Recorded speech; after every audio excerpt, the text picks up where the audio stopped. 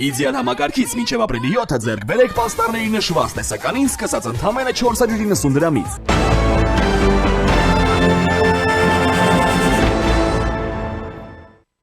Հայաստանի երկրորդ նախագահ Ռոբերտ Քոչարյանը եւ հայ հեղափոխական դաշնակցությունը որոշել են շարունակել իրենց համագործակցությունը, որոնց միացել է նաեւ առաջ կուսակցությունը։ Նրանք առաջիկա ընտրություններին կմասնակցեն Հայաստան դաշինքով, իսկ հա Հայաստան դաշինքի վարչապետի տեխնացուն Ռոբերտ Քոչարյանն է։ Մարզահամերգային համալիրում կայացած հանդիսավոր նիստին հայտարարել է պատգամավոր Աննա Գրիգորյանը։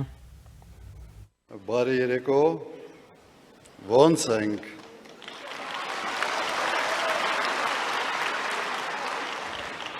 Ես բարձրանալուց մի քիչ ուշացա,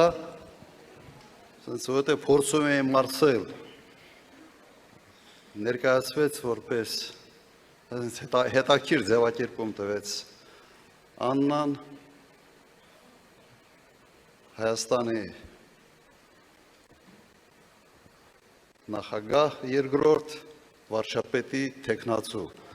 Մի հատ ասիասի կարող է սենց ճիշտ Կարող ճիշտ բան չենք անում։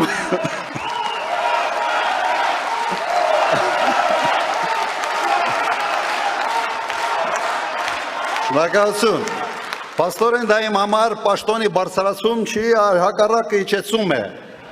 Բայց հայրենիքի համար պատրաստ ենք ամեն ինչի։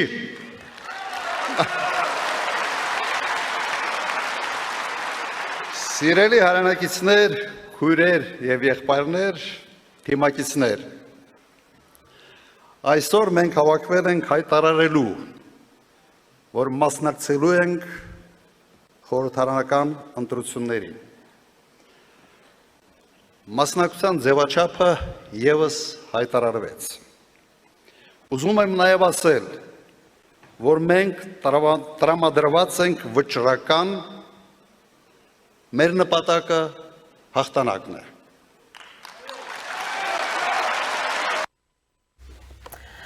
Չարը, որը մարմնավորում է այս իշխանությունը, կպարտվի, ես նրանց դեմ պայքարի մեջ եմ մտել, նրանց իշխանության գալու առաջին իսկ օրերից եւ չեմ հանգստանա, մինչեւ նրանք չհեռանան, հայտարարել է Քոչարյանը, ապահավել ես նաեւ սրանով եմ տարբերվում վարչապետի մյուս տեխնացուներից, բայց սա բավարար չէ, պետք է պատասխանատվության ենթարկվեն նրանք, որոնք պատասխանատու են մեր հազարավոր հերոսների մահվան համար, որոնք հանձնեցին Արցախը եւ այսօր ստիպում են ժողովրդին մոռանալ իր հերոսական պայքարի պատմությունը, շեշտել է նա։ Քոչարյանը նշել է, որ Հայաստանի անվտանգությունը առաջիկա տարիներին մնում է Հայաստանի գլխավոր խնդիրներից մեկը։ Հայաստանին անհրաժեշտ է մարտունակ բանակ, ուժեղ առաջնորդ եւ հզոր դաշնակից, որպեսզի համատեղ ուժերով չեզոքացվեն բոլոր սպառնալիքները։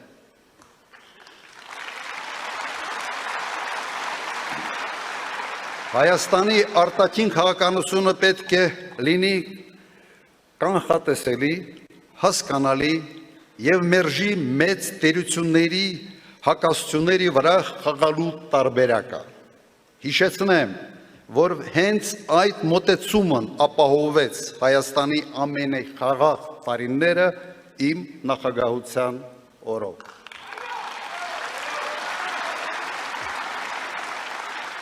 Այսօր հայտարարում եմ, որ կարող եմ ապահովել մեր անվտանգության մոդելի բացարձակ հուսալի ձևաչափ։ Նա նշել է, որ կողմ են Ադրբեջանի հետ խաղաղությանը, բայց այդ խաղաղությունը պետք է հիմնված լինի ոչ թե Պապայի Սարև մոդելի վրա, այլ անվտանգության իրական երաշխիքների վրա։ Մեր նպատակն է դառնալ Հարավային Կովկասի ամենաարդյունավետ եւ կազմակերպված պետությունը, շեշտել է Քոչարյանը, ապահավել, դուք կարող եք սիրել ինձ կամ չսիրել, ես վստահ եմ, որ առաջնորդը նրա համար չէ, որ նրան սիրեն, առաջնորդը նրա համար է, որ բարձրացնի իր քաղաքացիների կենսամակարդակը, իմ թիմը եւ ես սիրում ենք այս երկիրը, այս ժողովրդին եւ մենք ի վիճակի ենք ապահովել նրա անվտանգությունն ու բարեկեցությունը, շեշտել է Քոչարյանը։ Միասին մենք կարող ենք, ասել է նա, ապա հավելել Հայաստան դաշինքի կարգախոսը ընտրություններում։ Քոչարյանը նաև նշել է, որ թեև Հայաստանի Հանրապետության սահմանադրության համաձայն սոցիալական պետություն է, այս մարդիկ արդարության մասին խոստումներով եկան իշխանության, բայց դարձան չարիք, թոշակառուների եւ անապահով մարդկանց համար։ Հայաստանի յուրաքանչյուր 5-րդ քաղաքացին աղքատ է, բայց աղքատ է ոչ թե նրա համար, որ աղքատությունը իր գլխում է, ալախկատ է, այն պատճառով, որ աղքատությունը վարչապետի գլխում է։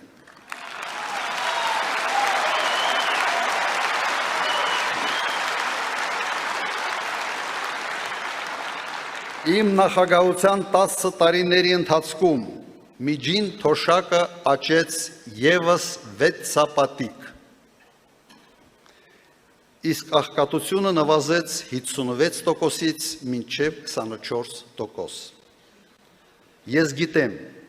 թե ինչպես դա կարելի է անել։ Մենք շեշտակի կբարձրացնենք բազային կենսաթոշակը և կսահմանենք պարտադիր ինդեքսավորում, որպեսզի թոշակները երբեք չարժեզրկվեն։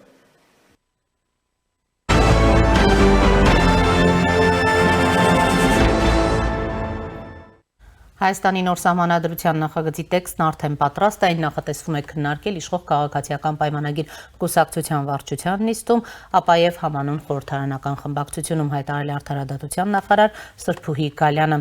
Նախարարին կից հասարակական խորհրդի առաջին նիստի ընթացքում։ Սահմանադրական բարեփոխումների խորհուրդը շատ ակտիվ է աշխատում, ամեն շաբաթ նիստ են հրավիրում եւ տեքստը պատրաստ է, ինչպես եւ խոստացել է, բայց հրապարակման մասով դեռ նորություն չունեն, որովհետեւ որոշվել է տեքստը քննարկել նաեւ քաղաքացիական պայմանագիր կուսակցության վարչությունում ու խորհրդարանական խմբակցությունում, հայտարարել է Գալյանը։ Դրանից հետո տեքստը հրապարակելու մասով նոր որոշում կկայացվի։ Նախարարը հստակեցրել է, որ Հայաստանի Հանրապետության նոր սահմանադրության նախագծի հայեցակարգային դրույթները նախկինում մշակվել էին, իսկ տեքստը մշակել են այդ դրույթների վրա։ Գալյանի խոսքով մոտեցումը հետևյալն է, կենտրոնում մարդն է, քաղաքացին, ժողովուրդը, իսկ կառավարման գործող կարգից շեղում չկա։ Այն կարծիքին ենք, որ ժողովրդավարության սկզբունքների լավագույն արտահայտումը հենց պարլամենտարիզմի մեջ է, բայց շատ մեծ փոփոխություն չեն կարող փոխել այս համատեքստում, որ փորձել ենք ավելի ապակենտրոնացնել իշխանության թևերն ու բալանսավորել, օրինակ վերահսկողական մեխանիզմներ տրամադրելով ազգային ժողովին վարչապետի գործունեության նկատմամբ եւ այլն,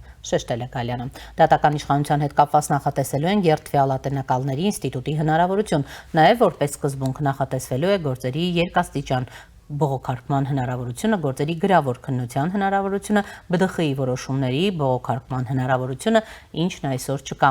Ասել է նա, իդեպ, սահմանադրության նախաբանում անկախության հռչակագիրը թողնել, չթողնելու հարցը դեռ չի քննարկվել։ Վարչապետը, սակայն, վերջերս հայտարարեց, որ ինքն ու իր կուսակցությունը դեմ են, որ նոր սահմանադրությունում անկախության հռչակագրին հղում լինի, ոչ թե անկախության հռչակագիր է, այլ կոնֆլիկտի հիման վրա կառուցված հռչակագիր է։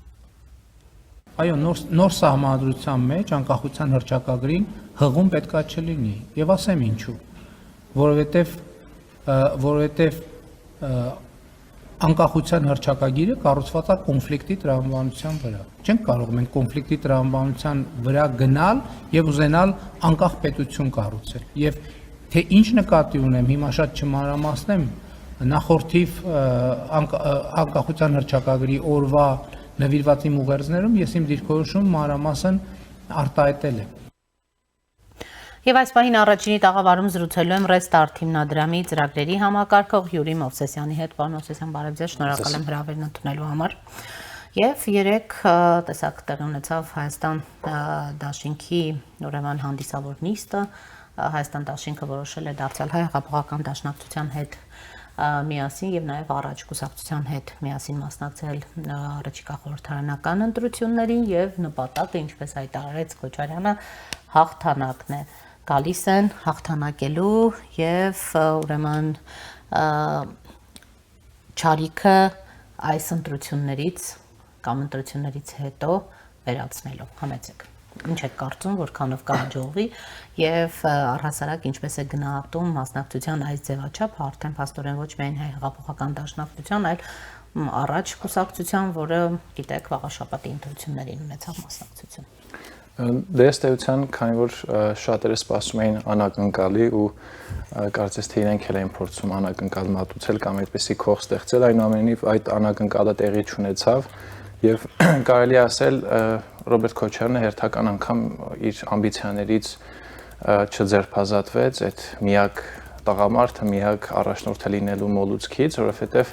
իրականում կարծես թե ներսում էլ կա այդպիսի պահանջ, որ Ռոբերտ Քոչարյանը փոխարինվի նոր առաջնորդով, եթե նկատած կլինեիք համագումարի ընթացքում նույն Աննա Գրիգորյանի ելույթը ավելի լայն այդպես ծափողջունների էր արժանանում, ավելի լուրջ այսպես աջակցության էր արժանանում, բայց իհարկե դա իրենց խնդիրն է, ուղղակի հերթական անգամ ֆիքսենք, որ մենք գործ ունենք մի մարդու հետ, որ նույնիսկ իր սեփական շահերից ելնելով իր ամբիցիաներից չի կարողանում ձերբազատվել, բայց ինչ մնում է հաղթանակին, իմ կարծիքով այստեղ հաղթանակ եզրույթ ընդհանրապես վերաձևակերպելու կարիք ունի, ըստ էության պարզ է, որ իրենք էլ նույնիսկ Քոչյանն չի մտածում, որ իրենք նույնիսկ, չգիտեմ, 21 թվականի արդյունքները կրկնելու են, ինչ մնաց 50+1 հավաքեն, պարզ է, որ խնդիրը դրված առնվազն մտնել խորհրդարան, որը նույնիսկ այս պայմաններում, այս ընտրությունների համատեքստում շատ դժվար է լինելու իրենց համար, 8% պետք է հաղթահարեն։ Ես օրինակ նաև հենվելով տարբեր հանրային կարծիքի ուսումնասիրությունների վրա, նոր առաջացած դերակատարների աշխատանքի վրա, կարծում եմ, որ նույնիսկ կարող է այնպես լինել, որ Ռոբերտ Քոչյանը ֆիասկո ունենա այս ընտրություններում ու իրականում դրանով մեծագույն ծառայություն մատուցելով գործող իշխանությանը, որտեղ պատկերացնում եք, եթե նրանք օրինակ հավաքեն 6-7% եւ դա փոշիանա ուղղակի եւ իշխանությունը ունենալով ավելի մոտ ձայներ մեծամասնություն ունենալուն, այդ բոնուսները կարելի ասել վերցնելու է Ռոբերտ Քոչյանից ավելի շատ։ Հիմնականում սա կուզեի նշել, իսկ մնացած ուղերձների մասով կարծում եմ Ռոբերտ Քոչյանը կրկնում էր իրեն, օրինակ հետաքրքիր էր այնտեղ արտաքին քաղաքականության մասով, որովհետև կարելի ասել ամեն ինչ ասում եմ, մենք ուզում ենք խաղաղություն, այնպես չէ, որ իրենք չեն ուզում խաղաղություն, բայց ստորացված խաղաղություն չեն, էլի, ուզում արժանապատիվ խաղաղության մասին է խոսքը եւ այլն եւ այլն։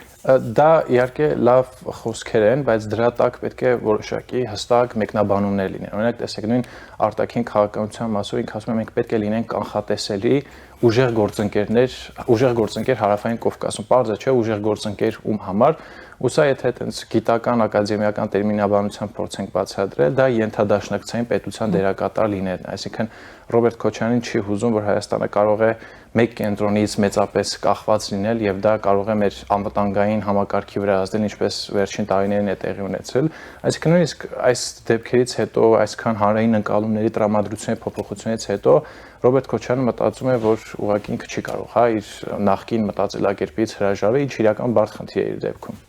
Ավելին ասում է չենք հանգստանալու այնքան ժամանակ, մինչ այս իշխանությունը չհեռացվի։ Ըստ էության իրենց միակ անհանգստությունը այս իշխանություններին հետ է կապված եւ հենց հեռացնեն նոր կլինի այդ վերջնական հանգստությունը, որովհետեւ նա իր խոսքում նաեւ նշում էր, որ հենց այս իշխանությունն եկավ, առաջին օրվանից իր նպատակները նույնն են եղել եւ այլն եւ այլն, բայց ինքը ավելին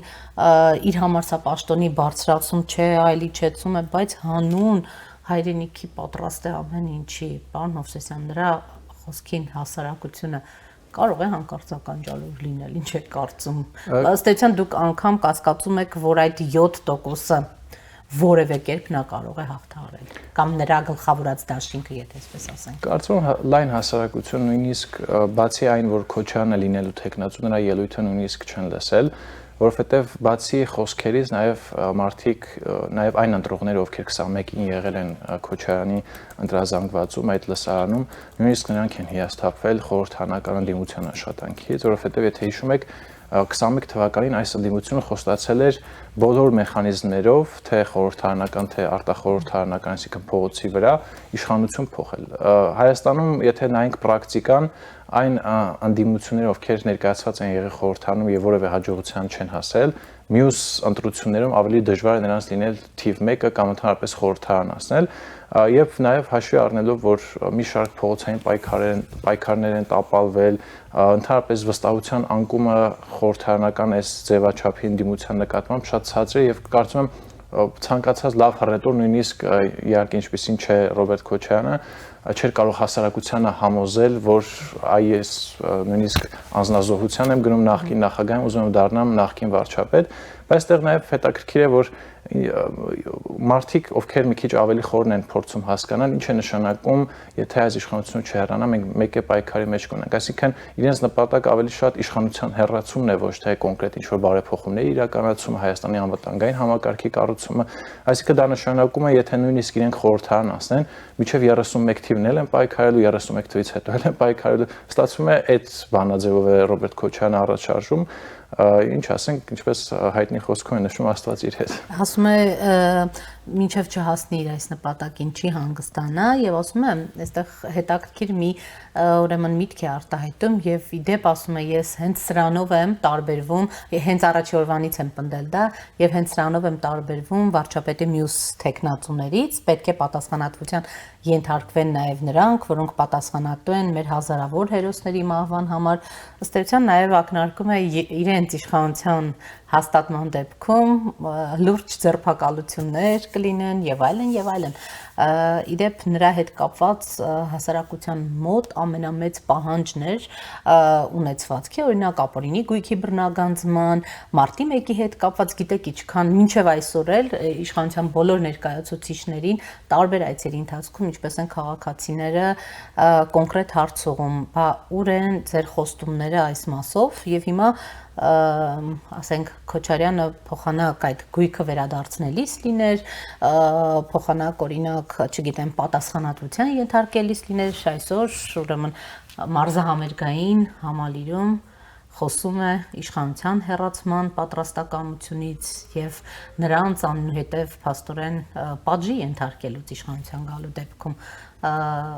ինչ է սա նոնսենս չէ։ Իմ կարծիքով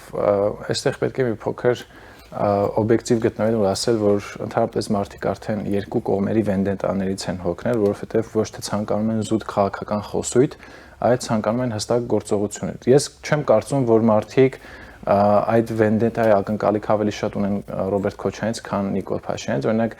վերջին հարցումներով EVN ռեպորտներ հրապարակել, մարդկանց 57.4%-ը դժգոհ էր իշխանությունների կատարած քայլերով նախկին ռեժիմի հանցագործներին պատասխանատվության ենթարկելու առումով։ Սա հստակ ցույց է, որ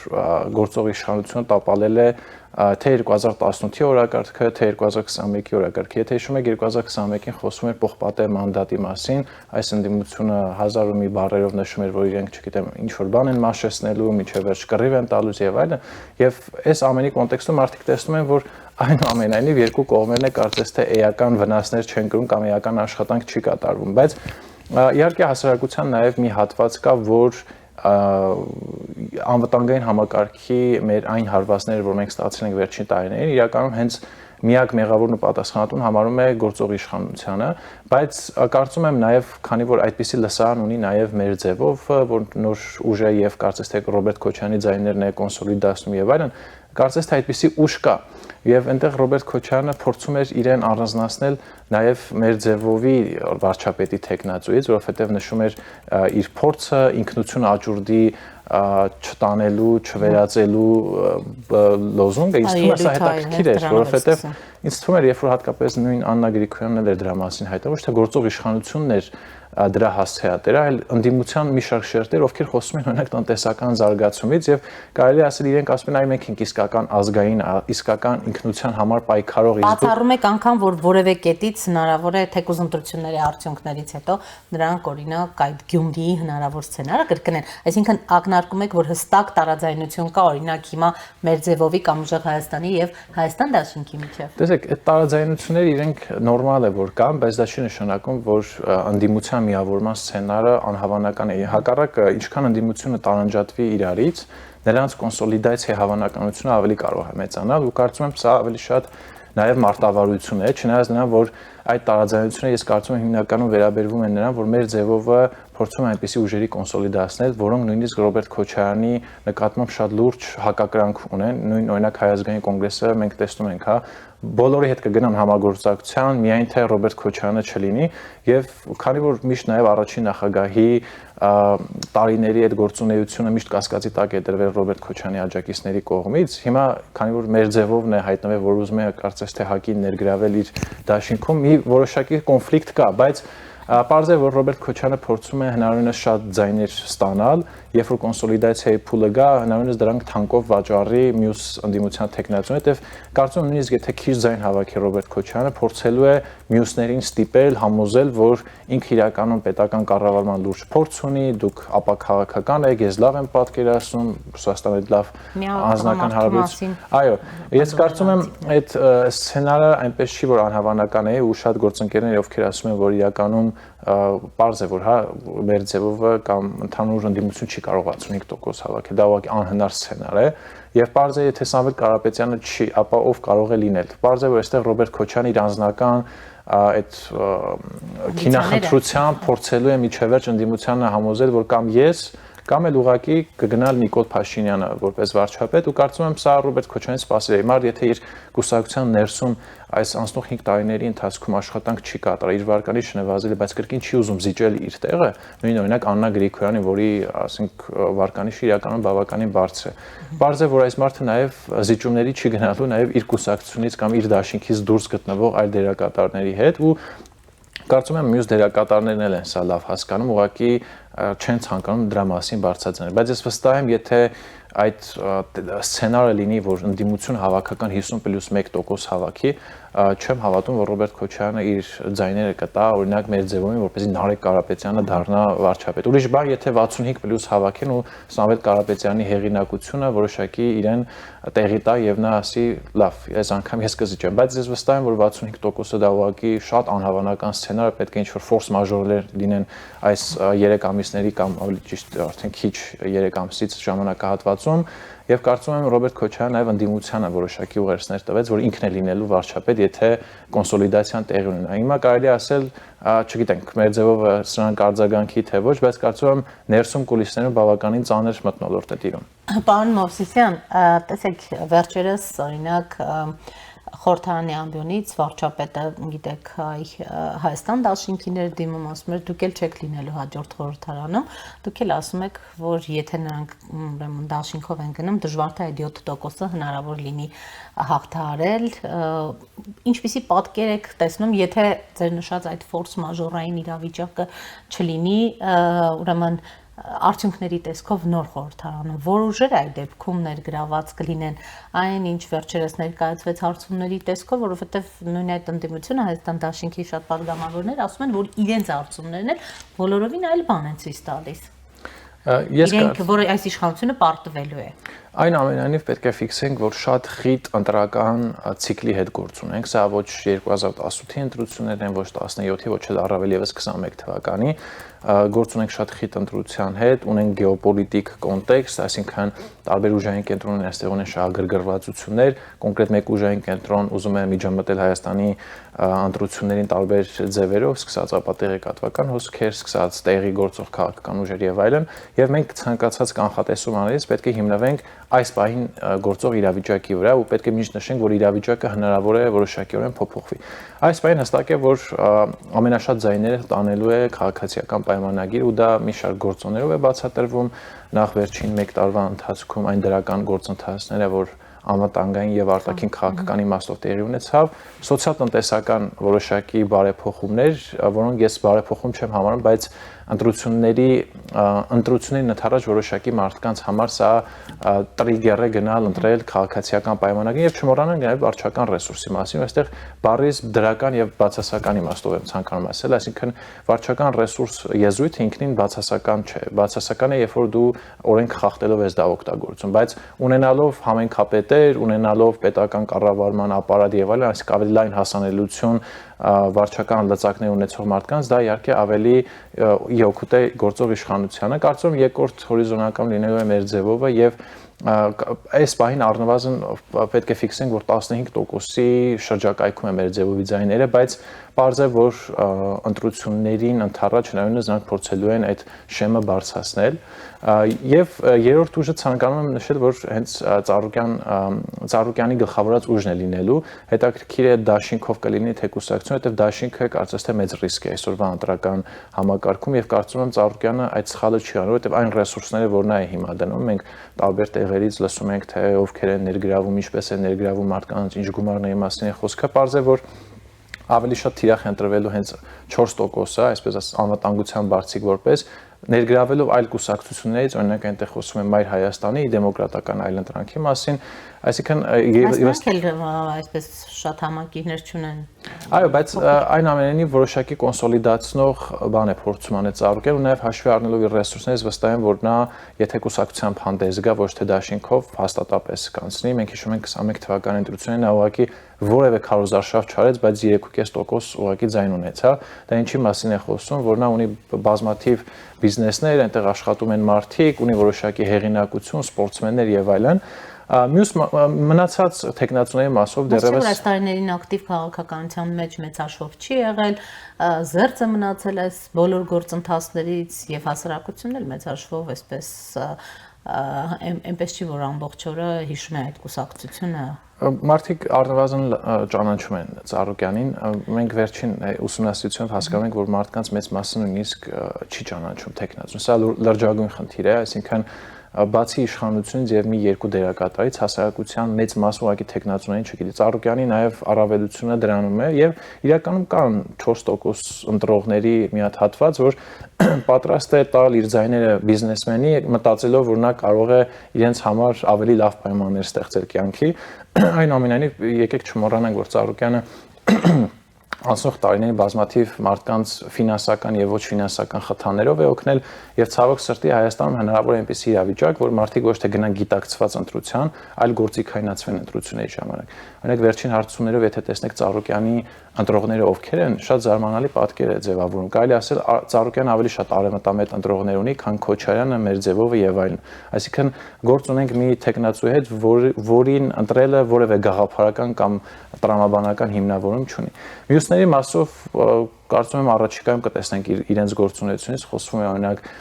տարբեր արևմտամետ ուժերի միավորումից, որը իհարկե միակ սցենարն է, որ մենք կունենանք այս նախկին ներկա կամ պրոռուսական արևմտամետ sense այս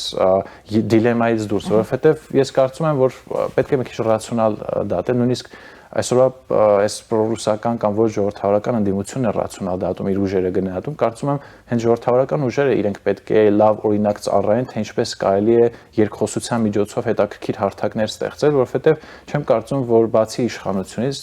երբեմն խոսում ենք, հա,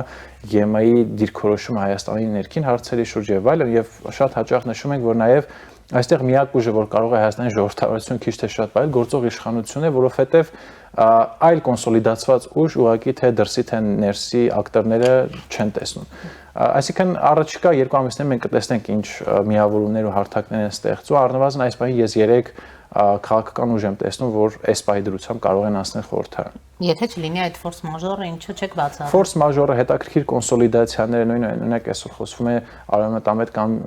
ժողովրդավարական ուժերի համախմբան մասին։ Ես կարծում եմ դրանք կարող են դրական ուղերձներ պարունակել հասարակության մեջ, որովհետև մարդիկ իրականում ունեն այդ արժեքները, բայց չեն տեսնում այդ հարթակը, նրանք այսպես են տեսնում, հա, եթե մարդիկ չեն անցնելու խորհրդարան, եկեք մեր ձայնը չփոշիացնենք, տանք օրինակ գործող իշխանությանը, որը գոնե կկարողանա կայունություն ապահովել։ Եվ նոր սահմանադրության տեքստը արդեն նախագիծը պատրաստ է, կներկայացվի քաղաքացիական պայմանագիր կուսակցություն, հետո խորհրդարանի այդ խմբակցությանը եւ փաստորեն պարլամենտարիզմի մասին չունենք այստեղ փոփոխություն անկախության հռչակագրի հղման մասով էլ դեռ քննարկում չի եղել, բայց դատելով վարչապետի նախորդ շաբաթ կառավարության նիստից հետո արված այդ հայտարարություններից բարձր լինում, որ այդ հղումը այլևս չի լինելու, ինչպես եք գնահատում եւ առհասարակ եթե անգամ այդ խորհրդի անդամները վերջնական չեն տեսել այդ հղման մասով նրանց այդ քննարկում չի եղել, տպավորություն չեք ստանում, որ իշխանությունը ուղղակի շատ արագ փորձեց ժամկետների մեջ, խոստացված ժամկետների մեջ տեղավորվել այս վերջին ամիսներին եւ գուցե այսպես ասած լրջագույն փոփոխություններ, ակնկալվող փոփոխություններ այդպես էլ չլինեն։ Կոնկրետ անկախության հռչակագրի հետ կապված ըստ էության մենք գործ ունենք ոչ թե Հայաստանում օրինակ օրենքի գերակայության հաստատման մարդու իրավունքների պաշտպանության կոնտեքստ, այլ ունենք ավելի շատ արտաքին քաղաքական ու անվտանգային կոնտեքստ, բայց իհարկե օրինակ ինձ համար անկախության հռչակագիրը դեկլարատիվ բնույթ ունեցող փաստաթուղթ է, եթե մենք նայենք տարբեր երկրների անկախության հռչակագրերը, դրանք օրինակ 100 տարի հետո այլևս արդիական չեն, բայց պետությունները պահում են այդ փաստաթղթերը որպես պատմական հիշողություն եւ դրանք չունեն որևէ իրավական արժեք, ինչպես նշվել է նաեւ բազմաթիվ փորձագետների, քաղաքացիական հասարակության ներկայացուցիչների կողմից եւ այլն, ուղղակի գործող իշխանությունը որդեգրել է կոնֆլիկտից ամեն ձև խուսափելու, Ադրբեջանին ցույց տալու, որ իրոք խաղաղությունը անշրջելի է, որովհետև այդպիսի խոսույթ կա իրականում Ադրբեջանում, որ խաղաղություն պետք է լինի անշրջելի։ Ուղղակի երբ որ խոսում ենք փոխադարձության մասին, մի կողմից իհարկե շատ մաքուր փոխադարձության սկզբունքի մասին պետք է խոսենք, մյուս կողմից ուժային բալանսի։ Այսինքն մենք չենք կարողացել, ըստ էության քաղաքացիական պայմանագրի ասածը դա է, մենք չենք կարողացել ստեղծել այնպիսի ուժային բալանս, որ մենք կարողանանք մեր նույնիսկ դեկլարատիվ փաստաթուղթը, որ վերաբերում է մեր ներքին հիշողության պահպանմանը, չկարողանանք դա պահպանել, որովհետև նույն այդպիսի փաստաթուղթ կա նաև, այդպիսի խնդիր կա նաև Ադրբեջանում, որը հղում է կատարում իր 1918 թվականի մուսավաթական Ադրբեջանը նույնպես տարածքային պահանջներ ունի մեր ներկայիս 29743 կիլոմետր քառակուսի այդ հայտնի եզրույթին, որ ԿՊԱ-ականները օգտագործում են։ Եթե այդ տրամաբանությամբ մտածենք, ուրեմն Ադրբեջանը տարածքային պահանջներ ունի Հայաստանի նկատմամբ։ Ուղղակի ես քանի որ մենք գործ ունենք իշխանության հետ, որ ավելի լավ է պատկերացնում մեր ուժային ռեսուրսները, որովհետև մենք ինչ արեցինք 20-ից հետո միշտ դա ենք քննադատում իշխանության, որ դուք հաշվի չեք առել այն ռեսուրսները, որ ունի Հայաստանը եւ դրանով արտաքին քաղաքականություն եք վարում, ոչ ճիշտ կամ Ղարաբաղյան հարցում այդքան էլ չեք հասկանում ուժային բալանսը եւ այլն։ Հիմա իրենք քանի որ լավ են պատկերացնում, սա ուղղակի լուր խոստովանություն այն մասին, որ ուժային բալանսը այն վիճակում չէ, որ նույնիսկ մենք կարող ենք անկախության հռչակագիրը համանդրության մեջ պահել։ Թե չէ իրավական տեսանկյունից ուղղակի սա ուղղակի անիմաստ ինչ որ քայլ է ըստ էության։ Հաշվի առնելով նաև Սահմանադրական դատարանի։ Այո, որովհետև վարչապետը նույն օրինակ այդ դատարանի որոշմանը շատ էր հեղում կատարում, որը նշում էր, որ մենք տարածքային պահանջներ որևէ ձևով չունենք սահմանադրություն։ Շնորհակալ եմ զրույցի համար։ Առաջինի տաղավարում զրուցում է Restart հիմնադրամի ծրագրերի համակարգող Յուրի Մովսեսյանի հետ։